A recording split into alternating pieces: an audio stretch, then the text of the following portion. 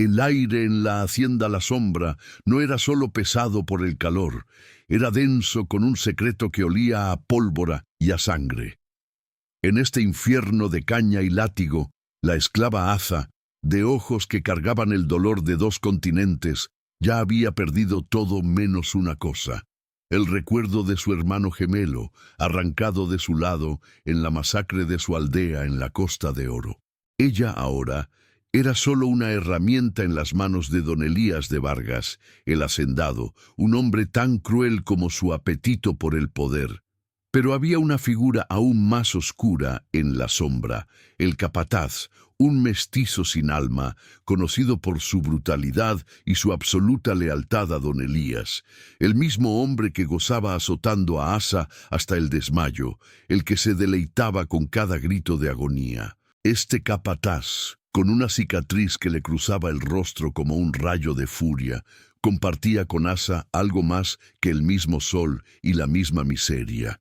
Una marca de nacimiento, un pequeño lunar con forma de media luna, oculto bajo el cuello de su camisa. El secreto no era solo la marca, sino la verdad inconfesable. El capataz, el verdugo de Aza, el perro de don Elías, era en realidad el hermano gemelo que ella creía muerto, el niño de su aldea, forjado por el trauma y la crueldad colonial, en la herramienta perfecta de su propia esclavización. Esta es la historia de cómo la revelación de un vínculo de sangre más fuerte que el acero transformó la venganza de una esclava en una traición épica, un duelo familiar en el corazón de la tiranía.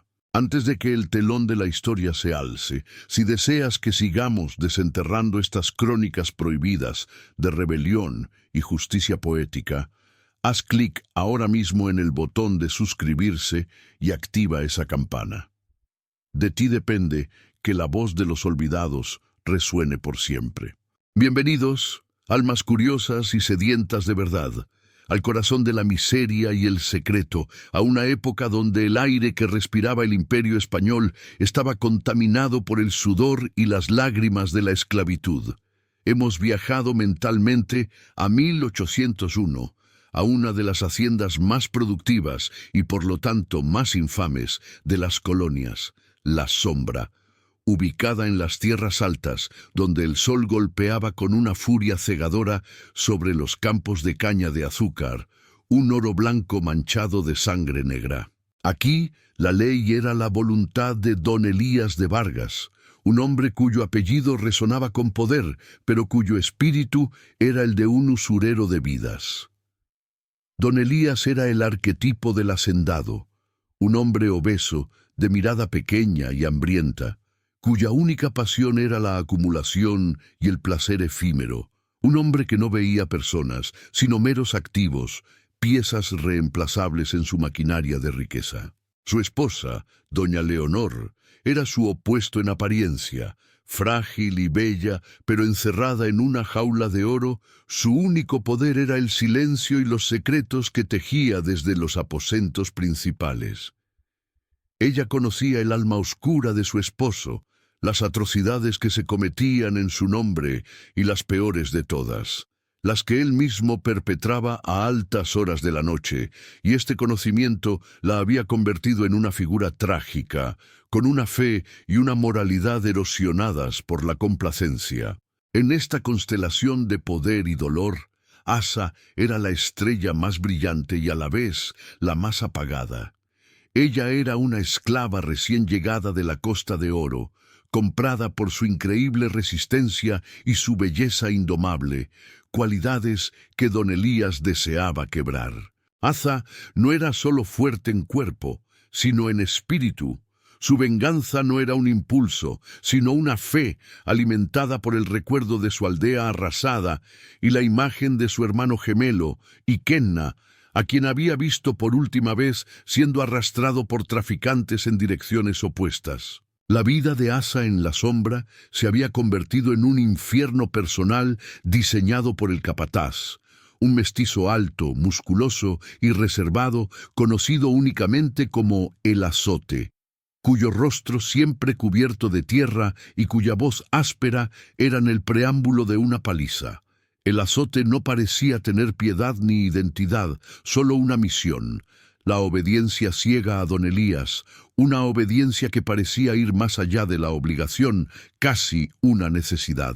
Su brutalidad hacia Asa era particular, parecía personal, intensa, casi obsesiva. Era como si al golpearla él intentara borrar no solo la rebelión de ella, sino un recuerdo que lo atormentaba. Este era el tablero de ajedrez, donde las piezas estaban a punto de volverse unas contra otras, donde el esclavo más oprimido y el verdugo más cruel estaban unidos por un lazo de sangre que el destino y la inhumanidad del sistema habían cortado, y que solo una chispa de verdad podía encender de nuevo para quemarlo todo.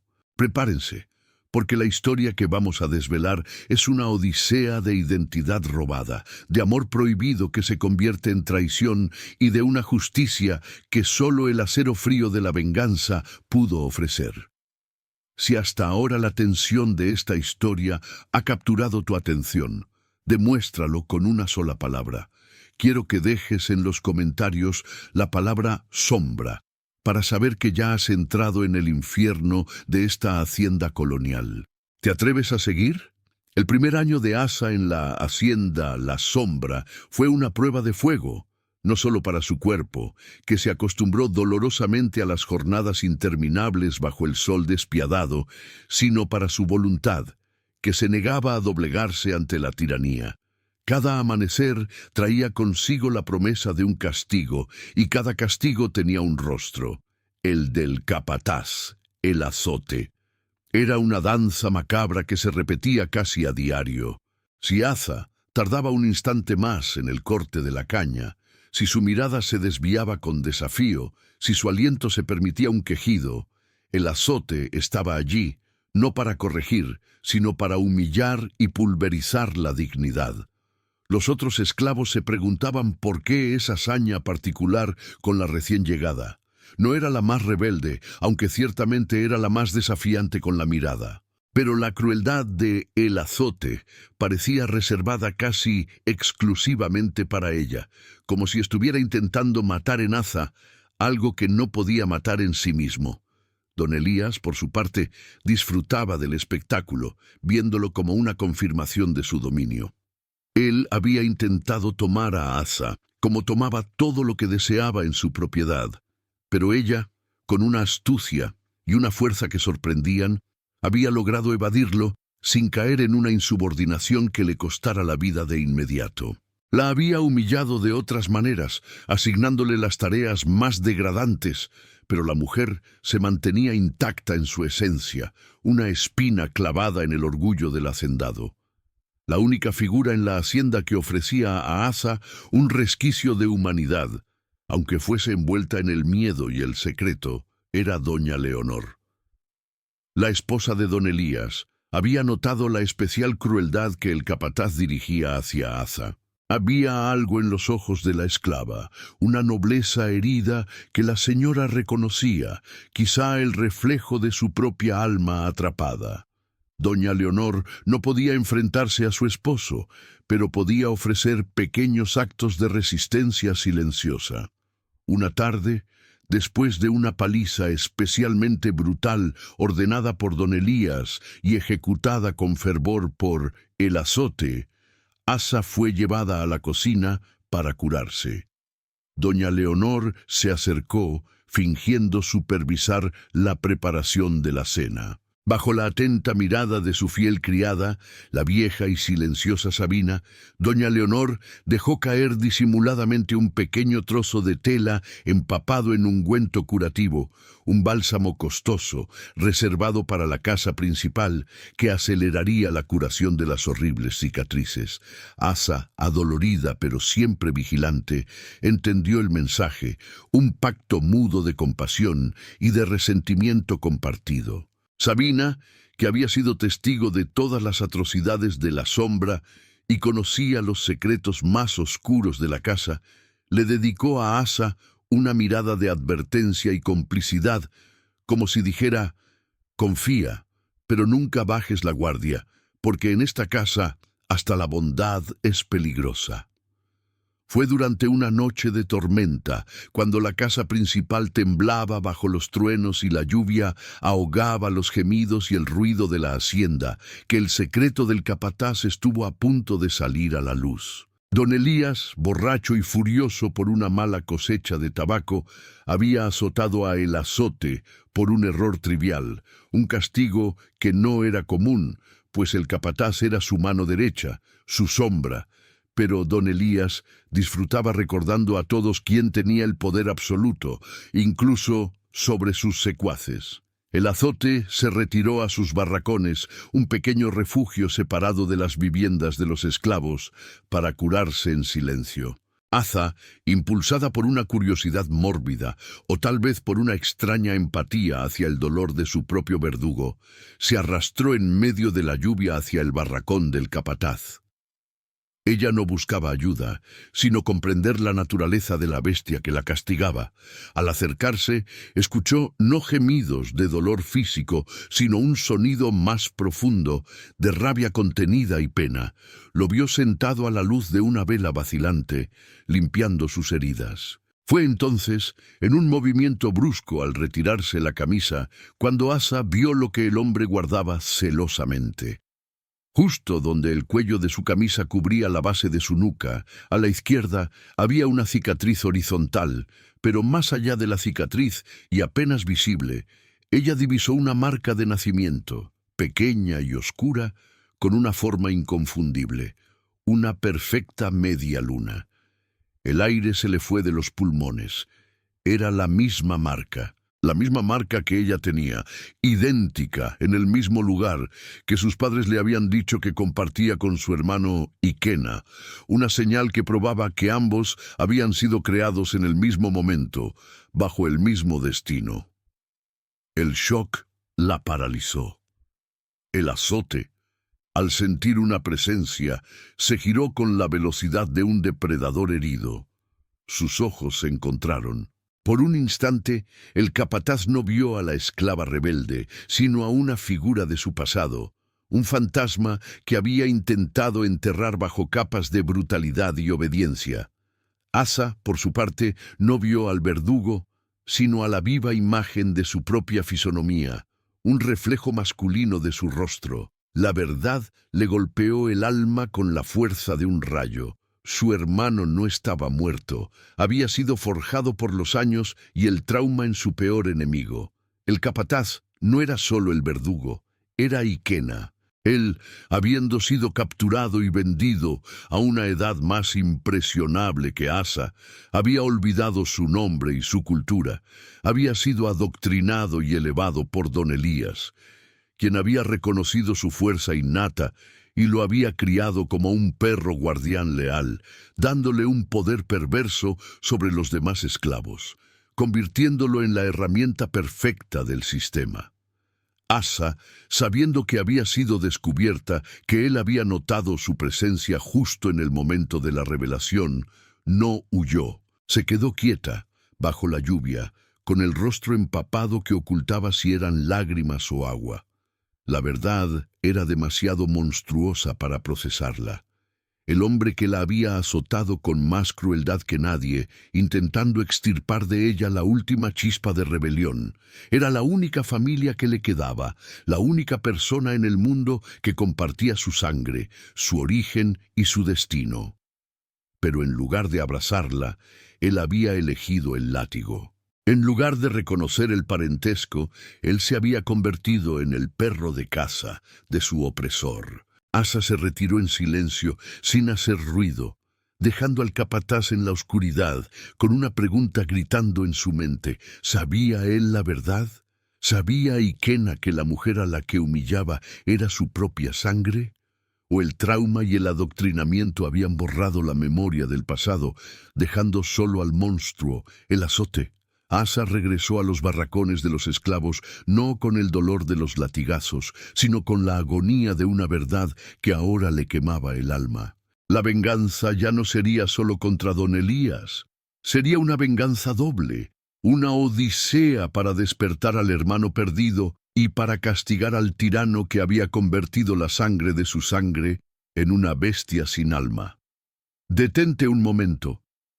Queremos saber si esta historia te está conmoviendo tanto como a nosotros. Comenta tu ciudad y país para que la comunidad de Venganza Colonial sepa desde dónde nos observas. ¿Ya notaste el drama ineludible que se aproxima? Aza sabía que la verdad que llevaba consigo era una bomba de tiempo.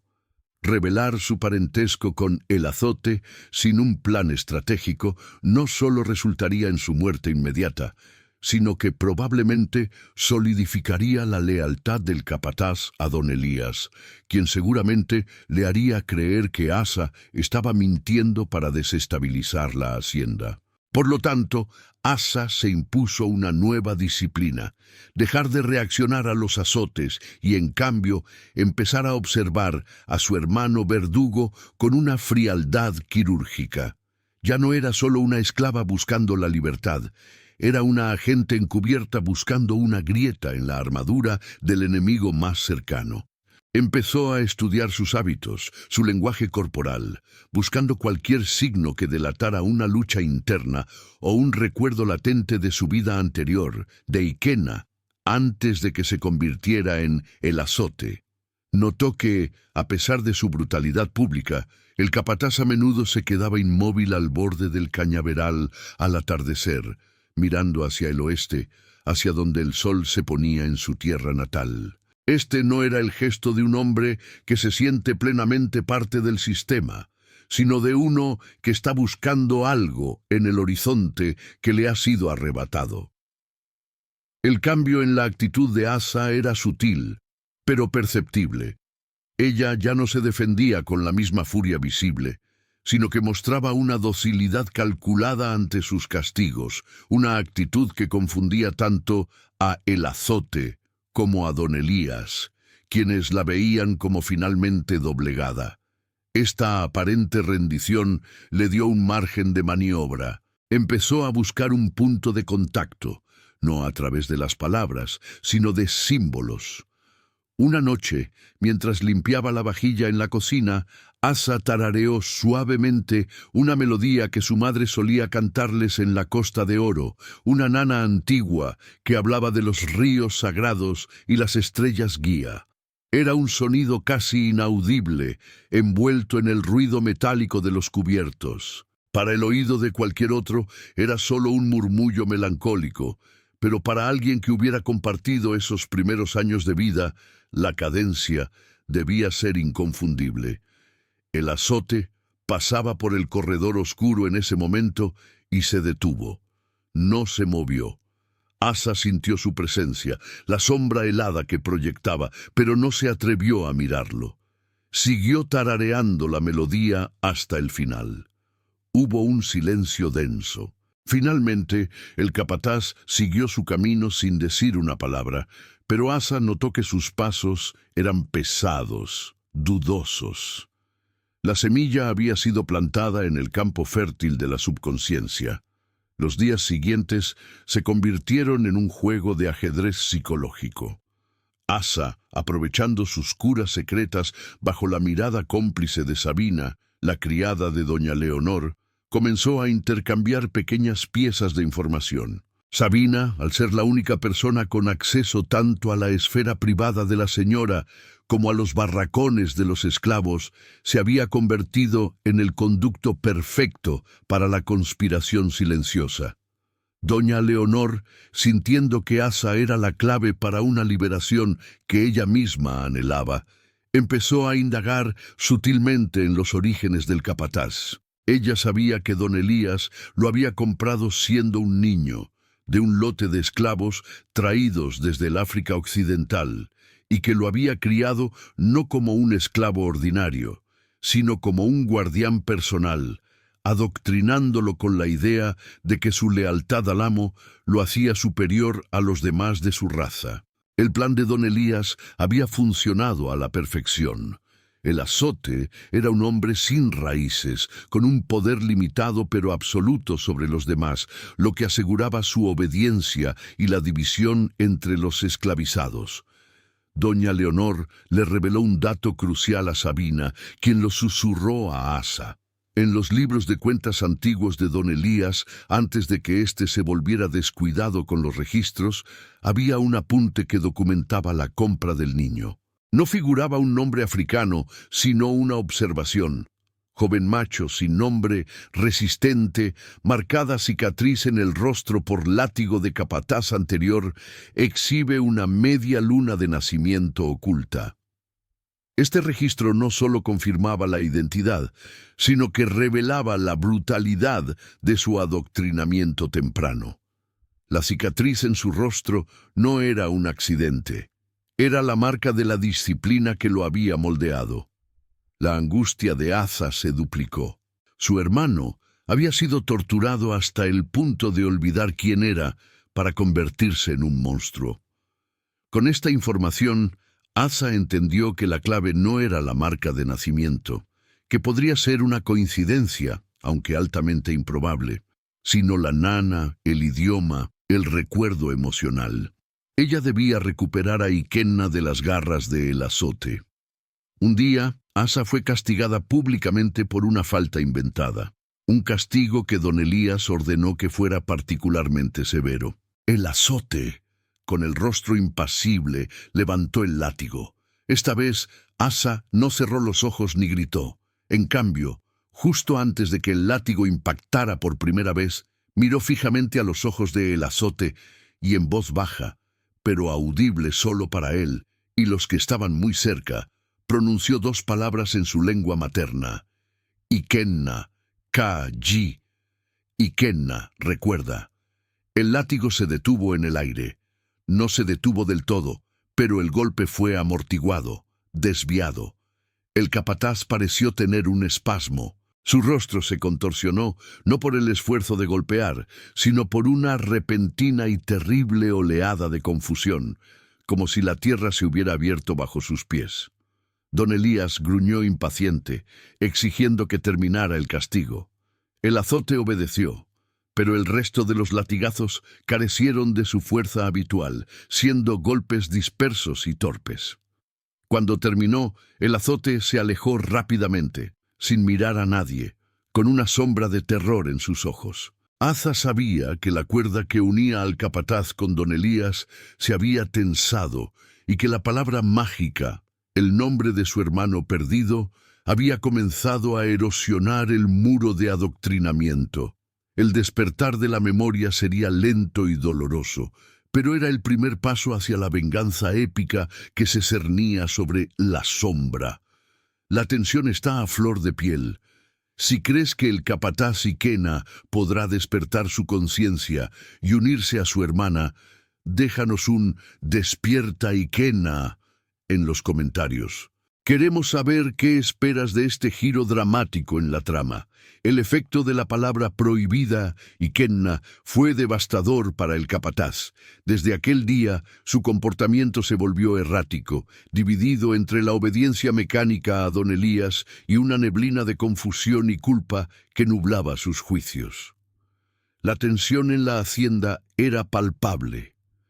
El azote azotaba con menos convicción, pero su presencia infundía más terror, pues nadie sabía si estaba a punto de castigar o de desplomarse. Asa, aprovechando esta inestabilidad, buscó el segundo contacto. Lo hizo una noche en el laberinto oscuro del trapiche, el molino donde la caña era triturada, un lugar de ruido ensordecedor que servía de perfecto escondite para las conversaciones prohibidas. Ella lo esperó. Sabía que él haría sus rondas a esa hora. Cuando él apareció, envuelto en las sombras y el olor dulzón de la melaza, Asa no se movió. «¿Qué quieres, esclava?», gruñó el capataz, su voz áspera como la piedra de moler, pero en su tono había un temblor que ella nunca había oído antes. Asa dio un paso hacia la luz tenue de una linterna colgante, mostrando sus cicatrices, marcas que él mismo había infligido. «Quiero que me mires, Ikenna, mírame a los ojos y dime que no me conoces. Dime que la mujer que has estado golpeando no comparte tu vientre, tu origen y tu sangre». El capataz se tambaleó hacia atrás, golpeándose contra una viga de madera. «¡Cállate! Ese nombre no es mío. Yo soy el azote, el perro de don Elías. Él me salvó, él me dio propósito. Tú eres solo una esclava mentirosa, una rebelde que quiere destruir el orden. Su negación era feroz, pero sus ojos, unos ojos idénticos a los de Asa, estaban llenos de lágrimas contenidas y un terror absoluto a la verdad. La verdad no significaba libertad, significaba la destrucción de la única identidad que había conocido durante décadas, la traición al único hombre que le había ofrecido un lugar en el mundo, por retorcido que fuera. «Él te compró», replicó Asa, su voz baja pero cortante. «Él te moldeó a base de látigo y miedo. ¿Recuerdas a la mujer que te cantaba? ¿Recuerdas el sol que no quemaba la espalda, sino que calentaba el corazón? ¿Recuerdas la media luna que compartimos?» Asa se desabrochó brevemente la camisa para mostrarle su propia marca de nacimiento. «Mírame, soy Asa. Somos gemelos. Él te arrancó de mí y ahora te usa para infligir el mismo dolor que él nos causó a ambos». El capataz se llevó la mano a la nuca, al lugar donde su propia marca se ocultaba bajo el cuello. Era el gesto de un hombre cuya realidad se estaba desmoronando. En su mente, una cacofonía de imágenes. La crueldad de su amo, la voz dulce de una mujer, el rostro de Asa. Pero el adoctrinamiento era profundo. El miedo a perder el estatus, el miedo a ser solo un esclavo más, era un muro más difícil de derribar que la memoria. «Estás equivocada», susurró finalmente, su voz hueca. «Me lo estás inventando. Estás intentando hacerme débil para que don Elías me castigue. Yo no soy tu hermano». Dio media vuelta y huyó del trapiche, dejando a Asa sola con el rugido de la maquinaria que parecía burlarse de su intento fallido. Aunque el capataz había huido de la verdad, no podía huir de la sospecha. Su comportamiento errático no pasó desapercibido. Don Elías era un hombre astuto, acostumbrado a leer el miedo y la duda en los rostros de sus súbditos. Vio la falta de vigor en los azotes, el desasosiego en la mirada de su capataz. Su desconfianza creció hasta convertirse en una certeza sombría. El azote estaba siendo afectado por la rebeldía de Asa. Don Elías llamó al capataz a su despacho, una sala llena de terciopelo pesado y la opulencia rancia de un hombre que ha robado su riqueza. El hacendado no le preguntó directamente sobre Asa. En lugar de eso, le dio una prueba, una orden que no podía ser cuestionada. «He notado que la esclava Asa se ha vuelto demasiado insolente. Ha contaminado el espíritu de los otros esclavos con su silencio y su mirada. Ya no me sirve. Quiero que demuestres tu lealtad. Mañana, antes del amanecer, la llevarás a la cabaña de castigo, y no quiero que la traigas de vuelta. ¿Entiendes el azote? No la quiero de vuelta. Haz que parezca un accidente, una enfermedad, lo que sea, pero debe desaparecer. Esta es tu prueba final de obediencia». La orden era clara. El capataz debía asesinar a su propia hermana, la única persona viva que conocía su verdadero nombre, la única que podría devolverle su humanidad, para probar su lealtad al hombre que los había destruido a ambos. El rostro del capataz se puso blanco bajo la suciedad y la máscara de crueldad. Él intentó protestar, encontrar una alternativa, pero don Elías fue inflexible. «Si fracasas o si titubeas, capataz, la próxima víctima serás tú, y te aseguro que tu sufrimiento hará que el de Asa parezca un juego de niños. Elige». El capataz, el azote o Ikenna, salió del despacho tambaleándose con la mano temblándole sobre el machete. La verdad ya no era una elección, era una obligación.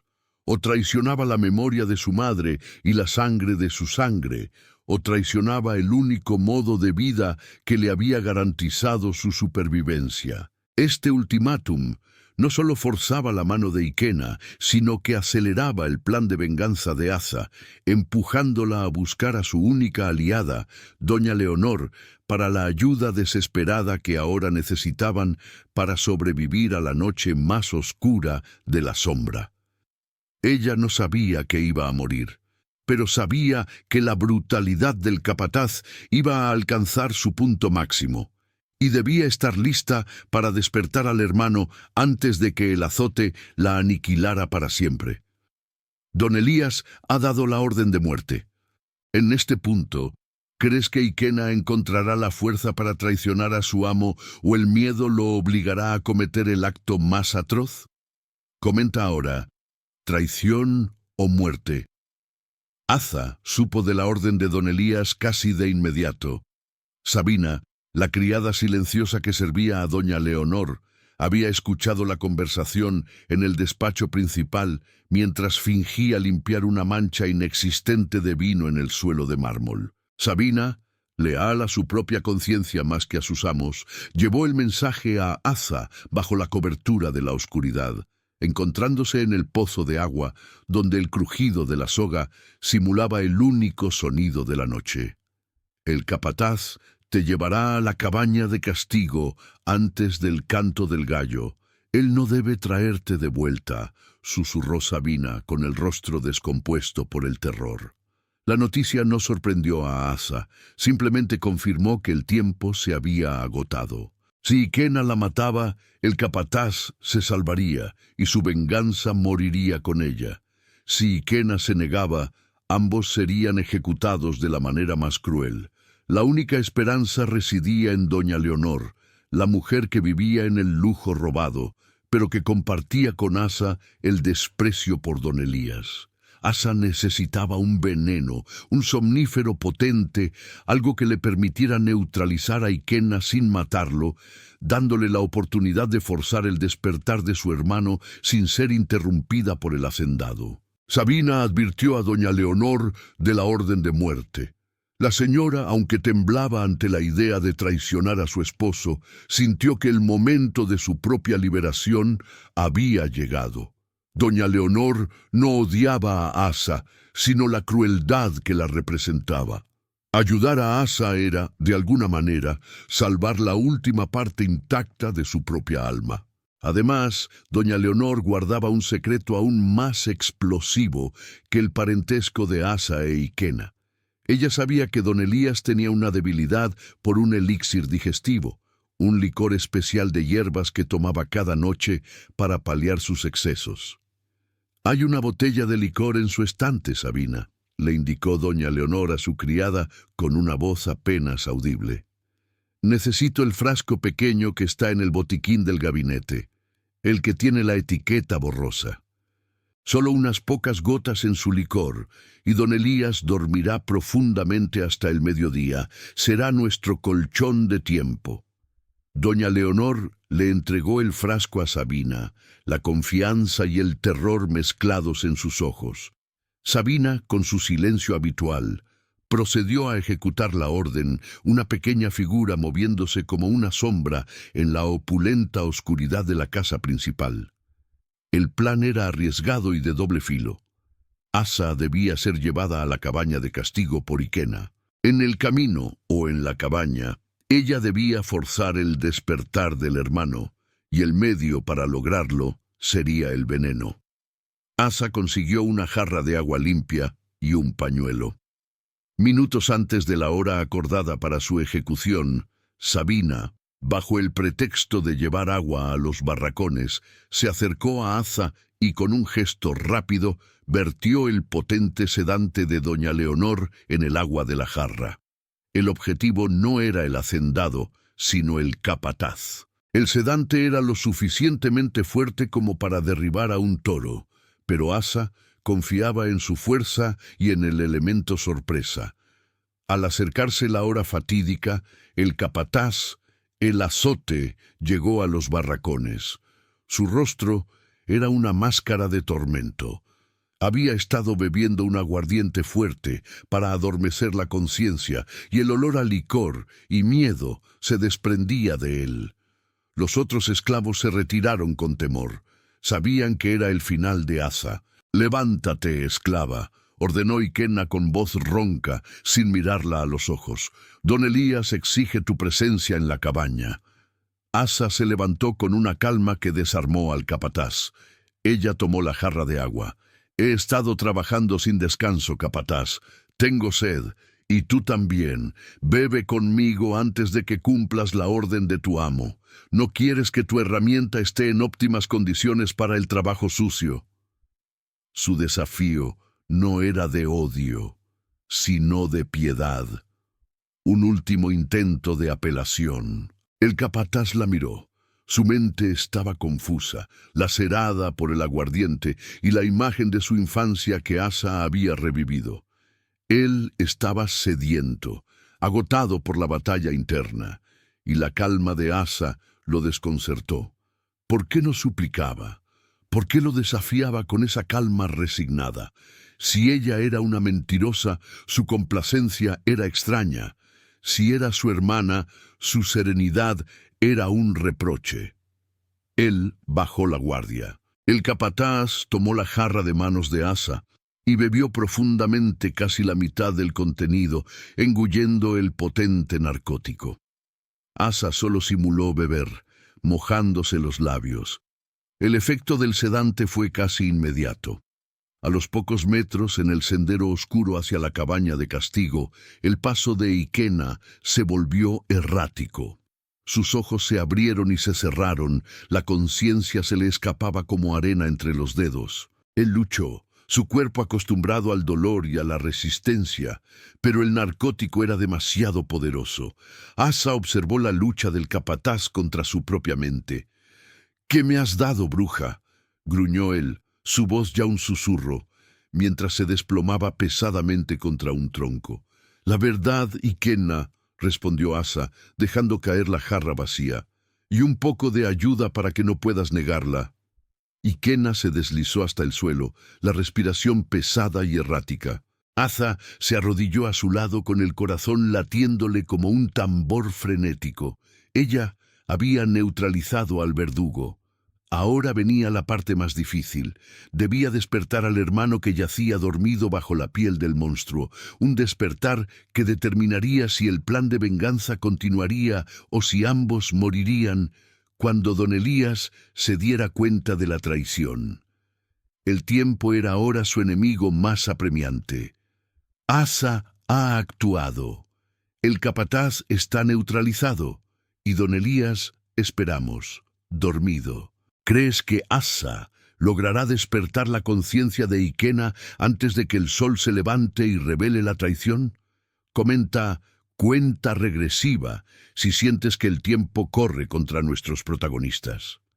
El capataz yacía inerte en el sendero, una figura imponente reducida a un cuerpo dormido. Asa, con una fuerza que emanaba tanto del dolor como del propósito, arrastró el pesado cuerpo de su hermano gemelo hacia la cabaña de castigo, el mismo lugar que don Elías había destinado para su propia muerte. Era un lugar sombrío y pequeño, con el olor acre de la sangre vieja y la humedad. Allí, lejos de los ojos de la hacienda y protegidos temporalmente por el sueño inducido de don Elías, Asa se preparó para la batalla más importante de su vida, la batalla por el alma de Iquena. Ella sabía que la dosis del sedante era fuerte y que Iquena no despertaría completamente por varias horas. Pero el trauma era la única forma de romper el acondicionamiento mental. Asa lo ató con las cuerdas más fuertes que encontró, asegurándolo a una viga central de la cabaña, no por miedo a que la atacara, sino para evitar que huyera de la verdad cuando ésta lo golpeara. Luego, con una calma espeluznante, Asa comenzó su ritual de recuerdo. Se sentó frente a él y empezó a hablar, no con rabia o reproche, sino con la voz suave y melódica que había usado su madre. Empezó a relatar la historia de su infancia, con detalles tan íntimos y específicos que solo ellos dos podrían conocer. Describió el color exacto de las cuentas en el collar de su madre, el pequeño lunar en forma de pez del padre, la canción del colibrí que anidaba cerca de su cabaña. Recordó la masacre, el humo, el grito de su madre y la mano de Iquena siendo arrancada de la suya, mientras los traficantes los separaban brutalmente. Asa no se detuvo en el relato del horror, sino en la belleza perdida, en la inocencia que don Elías les había robado. Mientras Asa hablaba, el sedante comenzó a retroceder. La mente de Iquena luchaba contra el estupor. Se revolvió contra las cuerdas, gimiendo, no de dolor físico, sino de una agonía mental. Las imágenes que Asa invocaba se abrían camino a través de la densa niebla de su adoctrinamiento. Veía la aldea, la luz, el rostro de Asa de niña, y luego, en una rápida sucesión, veía los latigazos, el hambre, la lealtad forzada a don Elías y su propia mano alzándose para golpear a la mujer que ahora le hablaba con tanto amor y tristeza. Era una visión de Jekyll y Hyde, donde el azote luchaba con Iquena. Asa se acercó y con su pulgar acarició la cicatriz en el rostro de él, la marca de su adoctrinamiento. «Te lo hicieron a ti primero», susurró. «Te enseñaron a olvidar para que pudieras vivir como la sombra de ese hombre, pero tú no eres don Elías, eres Iquena, eres mi sangre. ¿Recuerdas cómo nos prometimos que nunca nos dejaríamos? ¿Recuerdas el juramento de la media luna?» En ese momento, Iquena gimió un nombre. No fue Azote, no fue don Elías, fue mamá. Un nombre simple, pero que llevaba el peso de décadas de olvido. Sus ojos se abrieron de golpe, cristalinos y llenos de horror. Ya no era el capataz insensible, era Iquena. Vio a Asa, su hermana, su reflejo atada a la viga. Se vio a sí mismo, con la marca de la media luna idéntica a la de ella. La realidad de lo que había hecho, el dolor que le había infligido a su propia sangre en nombre del hombre que los había destruido, lo golpeó con una fuerza abrumadora. «¡Asa!», jadeó él. Su voz era ahora la de un hombre roto, no la del monstruo. «¡Asa! Fui yo quien te...» No pudo terminar la frase. El recuerdo de sus propios latigazos era demasiado. Asa, aunque sentía una inmensa piedad, se mantuvo firme. «Fuiste tú, pero el verdadero culpable es él, Iquena, el hombre que nos robó el alma. Él nos puso a luchar el uno contra el otro. Él me ordenó morir por tus manos esta noche, y tú estabas a punto de obedecer». La rabia de Iquena, una rabia que había sido desviada contra los otros esclavos y, peor aún, contra Asa, se canalizó por fin hacia su verdadero objetivo. Don Elías. El capataz había muerto, consumido por la verdad. Había nacido Iquena, el vengador. Él se liberó de las cuerdas no con la fuerza de la rabia, sino con la urgencia de la penitencia. Cayó de rodillas ante Asa, pidiendo perdón con la voz entrecortada. «Perdóname, Asa, he sido un ciego, un cobarde, he sido su martillo, su perro. Dime qué debo hacer. Mi vida te pertenece. Juro por la memoria de nuestra madre que don Elías pagará por cada lágrima, por cada golpe que te di y por cada día de olvido que me impuso.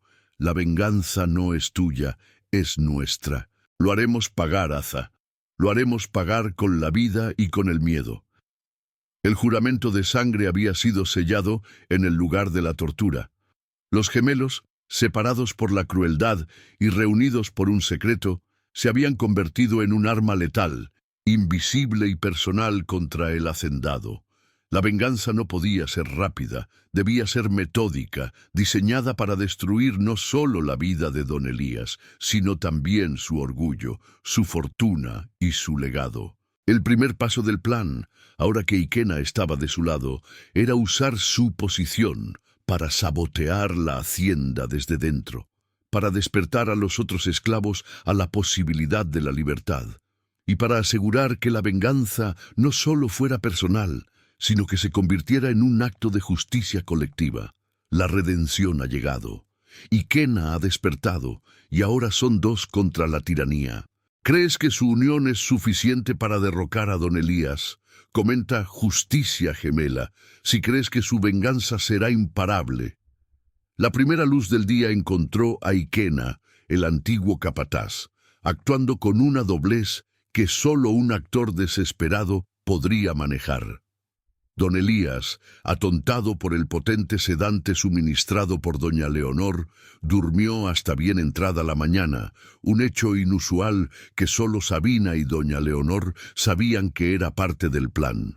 Cuando don Elías finalmente despertó, con un dolor de cabeza palpitante y la mente nublada, su primera pregunta fue sobre Aza. Y Quena, con el rostro impasible que había perfeccionado durante años de servidumbre, le informó que la esclava había muerto de un colapso súbito y una fiebre virulenta en la cabaña de castigo, lo que, según Iquena, prevenía que fuera traída de vuelta por miedo a la propagación. Don Elías, satisfecho con el resultado y demasiado perezoso para verificar los detalles, y quizás con un vago remordimiento por el exceso de sedante, simplemente ordenó que el cuerpo fuera desechado sin ceremonias y que el asunto fuera olvidado. Este error de don Elías, su confianza en la brutalidad y la lealtad ciega de su capataz, selló su destino. Iquena había superado la primera prueba. Ahora operaba como un topo dentro del sistema, y Aza, fingiendo su muerte, se había escondido en un depósito abandonado y recóndito cerca del Trapiche, un lugar solo conocido por Sabina. El plan de los gemelos comenzó con la erosión de la hacienda. Iquena, usando su autoridad de capataz, empezó a implementar un sabotaje silencioso diseñado para ser imperceptible a los ojos de don Elías, pero catastrófico a largo plazo. En lugar de azotes públicos, Iquena utilizaba su posición para organizar a los esclavos de una manera que maximizaba su descanso y minimizaba la producción. Bajo la excusa de mayor eficiencia, instruía a los esclavos para que afilaran mal las herramientas, dejando el filo justo lo suficiente para que cortara mal la caña, lo que reducía drásticamente el rendimiento por hora. Pero era demasiado sutil para atribuirlo a mala voluntad. El sabotaje se extendió a la maquinaria vital de la hacienda. Iquena, con su conocimiento íntimo de los engranajes del trapiche, comenzó a introducir pequeños elementos de desgaste, arena fina en los ejes de los molinos que lentamente dañaría los mecanismos, o el uso de aceites inferiores para la lubricación, causando sobrecalentamiento y la necesidad de paradas prolongadas por mantenimiento inesperado. Cada pausa en el trabajo representaba un respiro para los esclavos y una pérdida financiera para don Elías, quien, a pesar de sus gruñidos de frustración por la caída de la producción, atribuía los problemas a la vejez del equipo y a la mala suerte, nunca a la traición de su fiel capataz. Mientras tanto, Aza se dedicaba a la segunda fase del plan, la inteligencia y la organización. En su escondite, Sabina la visitaba bajo la coartada de llevar comida a los perros de caza, actuando como un conducto vital entre Aza, Iquena y doña Leonor. Aza recibía los reportes detallados de Iquena sobre las vulnerabilidades de la hacienda y, lo más importante, sobre los secretos de don Elías. Doña Leonor, sintiendo que su esposo se volvía cada vez más inestable y paranoico a medida que la producción caía y las deudas se acumulaban, empezó a entregar información confidencial. Ella reveló que don Elías, obsesionado con la expansión de su imperio, había tomado préstamos enormes de un mercader de la ciudad, utilizando las escrituras de la hacienda como garantía. Si la producción no se recuperaba rápidamente para la fecha límite de la cosecha, don Elías perdería la sombra a manos de sus acreedores. Este conocimiento no solo aceleró el plan, sino que le dio una dimensión épica. La venganza de Aza e Iquena no solo destruiría a don Elías, sino que desmantelaría toda la estructura de poder de la hacienda, ofreciendo una oportunidad de fuga masiva y justicia poética. Iquena, actuando bajo las directrices de Aza, comenzó a contactar discretamente a los líderes entre los esclavos, aquellos que mostraban una chispa de inteligencia y un resentimiento profundo. Él se acercaba a ellos con la misma brutalidad superficial de siempre, pero luego, en susurros breves y fugaces, revelaba una pequeña porción de la verdad. Que él estaba actuando en contra del amo, que Asa no estaba muerta y que la hora de la libertad se acercaba. Al principio, la desconfianza era un muro. ¿Por qué el perro más leal del amo de repente los liberaría? Pero la evidencia de los hechos, la caída de los azotes, las pausas prolongadas por mantenimiento, la comida mejor distribuida, empezó a construir una fe cautelosa y secreta. La prueba definitiva de la lealtad de Iquena llegó cuando tuvo que castigar a un esclavo particularmente insolente, un hombre fuerte llamado Ogbuefi, que no creía en su repentina conversión. Iquena lo llevó a la cabaña de castigo, pero en lugar de azotarlo, reveló la verdad de su parentesco con Asa y el plan de sabotaje. Ogbuefi, un líder natural, se convirtió instantáneamente en el primer y más feroz aliado de la conspiración, asumiendo la responsabilidad de organizar a los demás esclavos. El capataz ya no era el verdugo, se había convertido en el líder de la sombra, el hombre que llevaba el látigo como una burla al sistema, mientras susurraba planes de libertad y venganza. La caída de don Elías no sería un evento explosivo, sino una implosión cuidadosamente orquestada, diseñada para dejarlo sin nada, ni hacienda, ni esclavos, ni dignidad. La conspiración está en marcha, y la justicia gemela está operando desde dentro. ¿Qué piensas del sabotaje silencioso de Iquena? ¿Es una estrategia más inteligente que un levantamiento frontal? Comenta Estrategia Silenciosa y dinos tu opinión. La caída de la producción en la sombra se hizo insostenible. Don Elías, ya no solo molesto, sino paranoico y con deudas apremiantes, comenzó a buscar un chivo expiatorio. La figura de su capataz, el azote, Iquena, hasta entonces incuestionable, empezó a sembrar la duda en su mente. ¿Cómo podía la maquinaria fallar con tanta frecuencia? ¿Por qué la moral de los esclavos, aunque no rebelde, era tan pasiva? En este clima de sospecha, la alianza con doña Leonor se volvió crucial. Ella, presa de un matrimonio sin amor y del terror que le inspiraba su esposo, había sido la guardiana silenciosa de un secreto que rivalizaba con el de los gemelos, el secreto de la paternidad. Doña Leonor y don Elías no podían tener hijos, un hecho que don Elías ocultaba con ferocidad.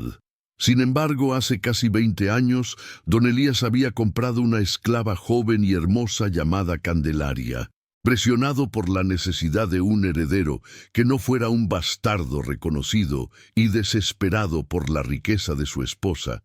Don Elías había tenido un hijo con Candelaria y lo había presentado como suyo, un milagro concedido por la gracia divina. Candelaria murió poco después, víctima de la crueldad de doña Leonor, quien, herida en su orgullo, se había encargado de envenenarla lentamente, un acto de venganza silenciosa que pesaba sobre su conciencia. La verdad, sin embargo, era que el capataz de la hacienda anterior, un hombre brutal conocido como el Toro, había sido el verdadero padre del niño. Don Elías, al descubrir el engaño, había silenciado a todos, comprando al niño y al capataz, y había ejecutado a este último en un accidente en el trapiche para borrar cualquier rastro. El niño, criado como heredero de don Elías, creció para convertirse en el joven y mimado Rodrigo, un niño indolente y cruel que representaba el futuro de la hacienda y la debilidad máxima de don Elías. Doña Leonor le confesó este secreto a Sabina, y Sabina se lo transmitió a Asa en su escondite. Esta revelación no era solo un dato de cotilleo, sino la palanca que Asa e Iquena necesitaban para destruir a don Elías completamente. La venganza ya no era solo la pérdida de la hacienda, era la destrucción de su legado y la humillación pública. Si se revelaba que Rodrigo no era su hijo, don Elías no solo perdería su heredero, sino que su reputación se haría añicos y su esposa, doña Leonor, podría usar el escándalo para ganar el control de la fortuna que ella aportó al matrimonio, lo que la convertiría en un aliado aún más poderoso. Mientras Asa tejía esta compleja telaraña de secretos familiares, Ikenna continuaba su trabajo encubierto. Él se reunía en secreto con Ogbuefi y otros líderes escogidos entre los esclavos, bajo la luz de la luna, en las profundidades del cañaveral, un lugar que el mismo don Elías consideraba seguro porque, irónicamente, su propio capataz lo vigilaba. Ikenna no solo los entrenaba para el escape, sino que les infundía la idea de que la libertad no sería la fuga, sino la toma de la justicia. Les enseñó a usar las herramientas de trabajo como armas, a moverse en la oscuridad y, lo más crucial, a actuar de forma unificada bajo un código de silencio absoluto.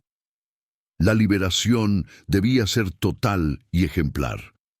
La paranoia de don Elías alcanzó su punto máximo cuando un lote completo de azúcar, empacado para el mercado, fue encontrado deliberadamente mojado, lo que lo hacía inservible y arruinaba un contrato vital. La pérdida fue inmensa. Don Elías, tambaleándose bajo la presión de sus acreedores, se convenció de que había un espía, o peor aún, un traidor entre sus allegados. Llamó a Ikenna y, en lugar de castigarlo, le ofreció una recompensa aún mayor: la promesa de la libertad y una porción de tierra si descubría al traidor y lo entregaba. Ikenna, con una calma digna de un psicópata, le aseguró a don Elías que la traición no estaba fuera, sino en el corazón mismo de la casa. Cínicamente, sugirió que la única persona con el intelecto y el acceso para sabotear el empaque era su propia esposa, doña Leonor, quien, según Ikenna, resentía la falta de un heredero propio y la crueldad de su esposo. Ikenna no solo mintió, sino que lanzó a doña Leonor a los pies de la furia de don Elías, protegiendo así a Asa y a su propia conspiración. La semilla de la discordia familiar estaba sembrada. Don Elías, paranoico, comenzó a monitorear cada movimiento de su esposa, una distracción que le daba a los gemelos el tiempo precioso que necesitaban para la fase final del plan, el acto de venganza definitiva. La revelación sobre el verdadero padre de Rodrigo es un golpe maestro. ¿Crees que la señora se arrepentirá de traicionar a don Elías o su miedo y culpa la harán una aliada aún más firme? Comenta la señora Oscura, si crees que ella será clave para la caída de don Elías. La sugerencia de Ikenna de que doña Leonor era la fuente del sabotaje prendió como fuego en la mente paranoica de don Elías. El hacendado, ya acorralado por las deudas y la pérdida de prestigio, descargó su furia contra su esposa. No la azotó físicamente, pues su dignidad se lo impedía, pero la confinó a sus aposentos y le retiró todo acceso a las cuentas y a la administración, sometiéndola a un interrogatorio constante y humillante. Doña Leonor, que en realidad sí era culpable de un asesinato pasado, el de Candelaria, no pudo defenderse eficazmente contra la acusación de sabotaje, y su terror fue genuino, lo que Ikenna leyó como la coartada perfecta. Don Elías, cegado por la rabia y la traición percibida, se distanció de su hijo Rodrigo, viéndolo como parte del legado envenenado de su esposa. Mientras la casa principal ardía en discordia doméstica, Ikenna y Asa ultimaban los detalles de su golpe maestro. El mercader al que don Elías le debía una fortuna había fijado un plazo perentorio para saldar la deuda. Si no se pagaba una parte sustancial después de la cosecha final, se ejecutaría la hipoteca. La fecha clave era el día de la tradicional Fiesta de la Cosecha, un evento anual donde don Elías invitaba a todos los hacendados y terratenientes vecinos, buscando demostrar su opulencia y fortaleza a pesar de sus problemas financieros. Asa y Ikenna sabían que este era el momento ideal para la venganza, pues la caída de don Elías sería presenciada por toda la élite colonial, maximizando su humillación y asegurando que la noticia de la rebelión se propagara rápidamente, inspirando a otros. El plan era audaz y dependía de la coordinación perfecta. La humillación financiera. Fase 1.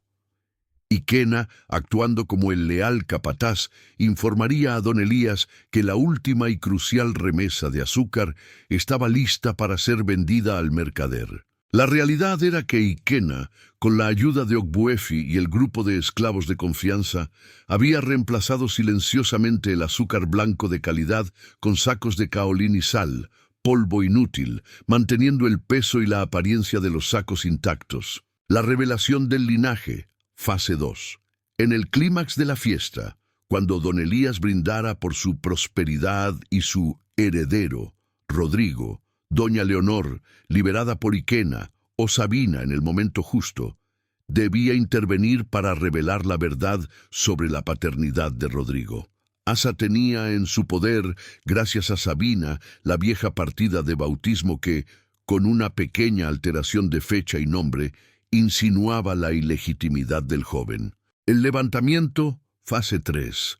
Mientras el caos y la vergüenza se apoderaban del salón principal, Ikenna debía dar la señal a los esclavos de Ogbuefi, que estarían estratégicamente armados con sus herramientas de trabajo camufladas, para tomar el control de la casa y liberar a los demás. El día de la fiesta de la cosecha llegó, envuelto en un falso manto de esplendor. Don Elías, sudoroso bajo su casaca de terciopelo y con una sonrisa tensa, recibió a sus invitados. Ikenna, vestido con su uniforme impoluto de capataz, se movía como una sombra eficiente entre los sirvientes, sus ojos fijos en don Elías. Asa, para la sorpresa de todos, no se quedaría en las sombras. Ella había decidido que la justicia poética requeriría su presencia física. Con la ayuda de Sabina, Asa se había vestido con las ropas de una sirvienta del hogar principal, con la cabeza cubierta, su rostro enmascarado por la penumbra de la noche y el bullicio de la fiesta. El banquete estaba en pleno apogeo. Don Elías, ansioso por demostrar que aún controlaba la situación, hizo un pomposo anuncio sobre el éxito rotundo de la cosecha y el futuro asegurado de su hijo. Ikenna, con una inclinación respetuosa, se acercó y le entregó un pequeño documento, fingiendo ser el recibo de la remesa final de azúcar, que supuestamente ya había sido enviada al mercader. «Todo está asegurado, mi señor. Los últimos sacos están de camino. Su fortuna está a salvo», mintió Ikenna, sellando el engaño. Don Elías, exultante y aliviado, tomó el documento y se preparó para brindar. Fue entonces cuando Sabina ejecutó su parte, deslizando una nota a doña Leonor que detallaba la mentira de Ikenna sobre su inocencia y el plan de traición de su esposo.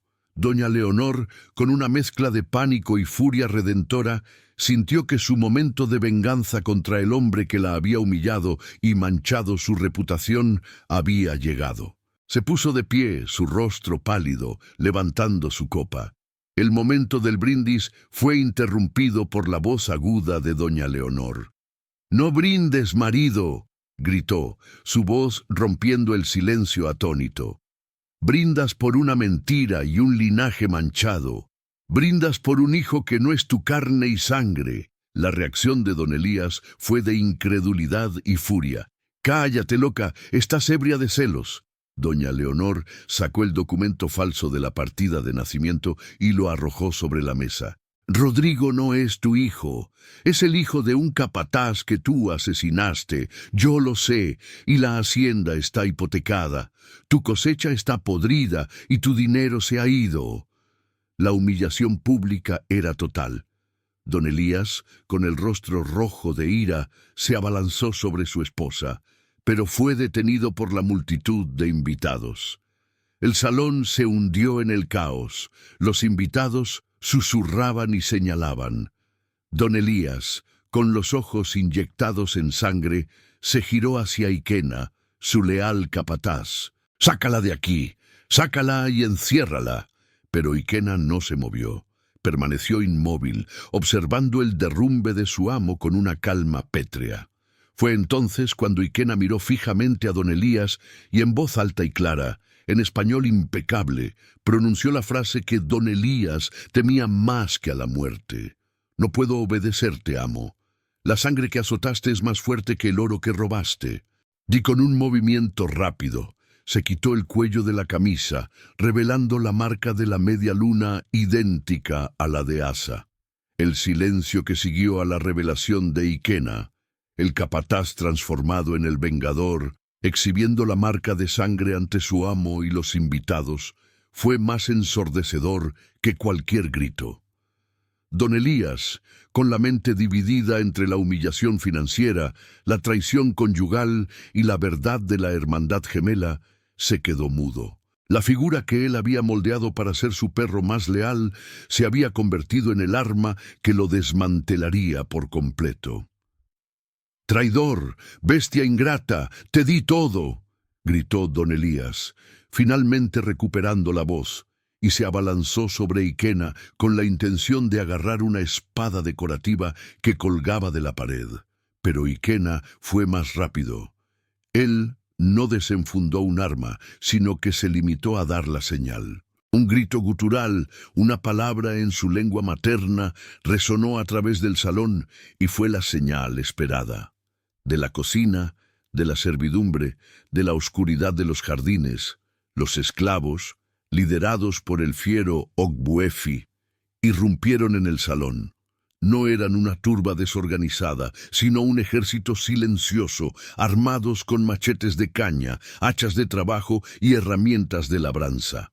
El pánico se apoderó de los invitados. No era un simple robo, era una insurrección. Los hacendados que habían venido a cenar ahora luchaban por salvar sus vidas. En medio del caos, Asa se quitó el pañuelo que cubría su cabeza y reveló su rostro alborotado pero triunfante. Don Elías la vio, la esclava que él creía muerta, su némesis, de pie junto a su hermano. «¡Mírame bien, don Elías!», exclamó Asa, su voz clara sobre el estruendo de la lucha. «Soy Asa, la mujer que azotaste, la que vendiste, y vengo a cobrar la deuda de nuestra sangre». El pánico fue la clave del éxito del levantamiento. Los invitados, más preocupados por escapar y llevar la noticia a las autoridades coloniales, se atropellaban unos a otros. Ogbuefi y sus hombres no buscaban derramamiento de sangre innecesario. Su objetivo era el control. Aseguraron las puertas, desarmaron a los pocos guardias de don Elías y retuvieron a los invitados como rehenes temporales. El foco de la venganza se centró en don Elías. Acorralado en el centro de su salón, con su vida y su hacienda desmoronándose a su alrededor, el hacendado no tenía dónde huir. Su hijo, Rodrigo, presenció la escena con horror y cobardía, gritando por la ayuda de su madre, que había revelado su ilegitimidad. Ikena se acercó a don Elías, no con furia, sino con la fría satisfacción de la justicia. Agarró a su antiguo amo por el cuello. «Me enseñaste la lealtad, don Elías. Me enseñaste que el más fuerte sobrevive. Me enseñaste que la única ley es la de la crueldad, y hoy aplicaré tus lecciones». Don Elías, con una desesperación final, intentó apelar al único lazo que creía tener con el capataz. «Fuiste mi hijo adoptivo, mi mano derecha, te di poder. Me diste cadenas y me borraste el alma», respondió Ikena, lanzándolo al suelo. Fue Asa quien ofreció el golpe final. Ella no quería matarlo rápidamente, sino asegurarse de que sufriera la pérdida total de su dominio. Ella le mostró los documentos que Sabina había extraído secretamente, las escrituras hipotecadas. Tu hacienda ya no te pertenece, don Elías. Tus sacos están llenos de tierra. El mercader vendrá al amanecer y encontrará que la cosecha es una burla y tu hacienda una ruina. Luego, Iquena dirigió su atención a los invitados aterrorizados. Escuchen bien, terratenientes. Esto no es solo la venganza de dos almas, es el despertar de un continente. Vayan, huyan y lleven este mensaje a la ciudad. La sombra ha caído, y el capataz que servía al amo ahora sirve a la justicia. Iquena y Ogbuefi escoltaron a los esclavos de la hacienda, incluyendo a los sirvientes liberados y a Sabina, hacia la libertad, dándoles las llaves de la armería y el dinero que don Elías guardaba para la deuda. Pero el acto final de justicia poética lo ejecutó Asa. Ella no mató a don Elías, sino que se aseguró de que su castigo fuera duradero y simbólico. Ella lo arrastró fuera del salón, hacia el trapiche, el lugar donde se habían cometido las peores atrocidades. Iquena, utilizando su conocimiento de la maquinaria, puso en marcha los engranajes del molino de caña de azúcar, la herramienta de la riqueza de don Elías. «Tú viviste de nuestro sudor y nuestra sangre, don Elías», declaró Asa. «Ahora vivirás de tu propia miseria». Iquena no lo mató, sino que lo ató, desnudo y humillado, a los grandes rodillos del trapiche, los mismos rodillos que trituraban la caña para producir la riqueza robada.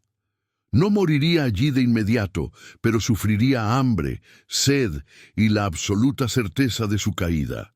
Su hacienda sería incautada por el mercader, sus esclavos liberados y su nombre, mancillado por el escándalo de la paternidad.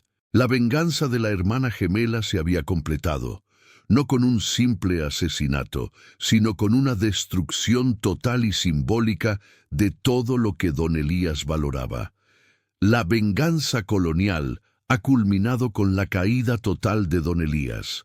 ¿Qué piensas del castigo de atarlo al trapiche en lugar de matarlo directamente? ¿Es esta la verdadera justicia poética? Comenta Justicia poética para unirte a la conversación.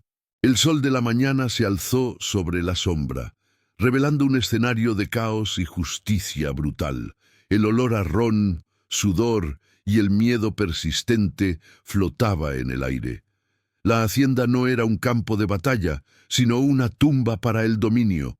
Los invitados a la fiesta, liberados después de ser despojados de sus joyas y sus monturas, huyeron aterrorizados, llevando consigo la noticia de la insurrección liderada por el capataz y la esclava resucitada. La historia de la hermandad gemela y la humillación de don Elías se esparciría como la pólvora, no solo como un chisme, sino como una advertencia peligrosa y una chispa de esperanza para otros esclavizados.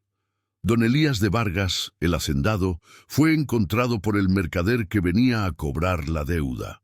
El hombre de negocios, que esperaba encontrar un patrón arruinado, encontró una figura patética, atada al trapiche, balbuceando incoherencias sobre azúcar falsa y la traición de los gemelos. La hacienda estaba desierta.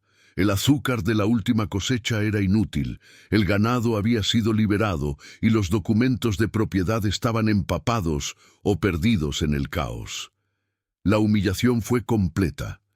El mercader no tenía interés en un feudo arruinado y abandonado. La hacienda La Sombra colapsó económicamente y don Elías, ya sin autoridad ni prestigio, fue entregado a las autoridades coloniales, no por sus crímenes contra los esclavos, sino por fraude financiero y la ruina de su propiedad.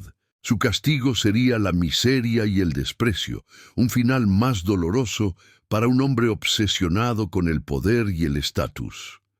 Mientras la justicia legal se ocupaba de don Elías, los verdaderos protagonistas de la historia se movían hacia la libertad. El éxodo de los libres fue metódico y disciplinado. Iquena, ahora despojado del uniforme de capataz y vestido con ropas humildes, lideró a los antiguos esclavos. Asa, a su lado, había recuperado su nombre y su identidad. No se dirigieron hacia el bosque o hacia el mar, sino hacia el norte, hacia las montañas, donde Sabina, la vieja criada, les había hablado de una comunidad oculta de antiguos esclavos, un palenque o quilombo, donde la ley del hombre blanco no llegaba. La lealtad entre Ikena y Asa era inquebrantable, forjada en la traición y redimida en la venganza. Ikena, habiendo encontrado su alma perdida, se dedicó a proteger a su hermana y a los nuevos libres. La culpa de sus años como el azote se redimía a través de su liderazgo, usando el conocimiento que había adquirido del sistema para evadir a los cazadores de esclavos. Su conocimiento de la geografía, los caminos de los mercaderes y las debilidades de los guardias coloniales era invaluable. Doña Leonor, la señora atrapada, también tuvo su propia resolución. Aunque había sido cómplice en la caída de su esposo, no huyó. Ella se quedó, utilizando la riqueza familiar que le quedaba y su nombre social, ahora manchado pero todavía influyente, para testificar la locura de don Elías, asegurando su propio futuro y el de Rodrigo, el hijo ilegítimo que ahora se veía obligado a vivir con la verdad de su bajo linaje. Doña Leonor, la señora oscura, no encontró la libertad en el monte, sino en el poder silenciado del control sobre su propio destino y fortuna, un tipo de venganza más fría y legal que la de los gemelos. Asa e Ikena, sin embargo, encontraron su paz en el palenque. Allí, en la comunidad oculta, Asa se convirtió en la narradora de la epopeya de la sombra, la historiadora que preservaría el recuerdo de la traición y la redención. Ikena, el ex capataz, se convirtió en el jefe de la guardia, el estratega militar que aseguraba que la comunidad nunca volvería a caer en las garras de la esclavitud. La cicatriz en su rostro ya no era una marca de sumisión, sino un símbolo de la resistencia. El lunar de media luna que compartían los gemelos se convirtió en el emblema de su comunidad, un recordatorio de que la sangre y la verdad siempre serían más poderosas que el látigo y el oro. Habían perdido a su familia en África, pero habían encontrado una nueva familia en las Américas, libre y forjada en el fuego de la justicia. La venganza colonial de Asa e Ikena no solo liberó a un grupo de personas, sino que se convirtió en una leyenda susurrada en los barracones de toda la colonia, una promesa de que incluso el verdugo puede despertar y unirse a los oprimidos para derrocar al tirano. Hemos sido testigos de la caída de un imperio de crueldad, una estructura de poder que se desmoronó no por la fuerza bruta, sino por la verdad ineludible de la sangre. La historia de Asa e Ikena nos enseña que la tiranía puede robar nuestra identidad, puede forjar a un hermano en un verdugo, pero nunca puede borrar el recuerdo de quiénes somos realmente. Don Elías, el hombre que pensó que podía controlar el destino de otros, se encontró atado al símbolo de su propia avaricia. Doña Leonor encontró una libertad amarga en la riqueza que una vez la aprisionó. Pero Asa e Ikena, los gemelos de la media luna, encontraron la verdadera liberación, la de su propia alma. Ellos nos recuerdan que la justicia poética es paciente, y la venganza, cuando es guiada por el amor y la verdad, es la fuerza más poderosa del mundo. Su historia es el eco de todas las voces silenciadas que encontraron la forma de dar el golpe final. Si te ha conmovido esta épica saga de identidad, traición y venganza, si crees que la historia de los oprimidos merece ser contada, no te vayas sin antes suscribirte a nuestro canal, activar la campana para no perderte ninguna de estas crónicas prohibidas y sobre todo, comparte este video con un amigo, deja que la leyenda de los gemelos de la media luna resuene. Hasta la próxima historia de venganza colonial.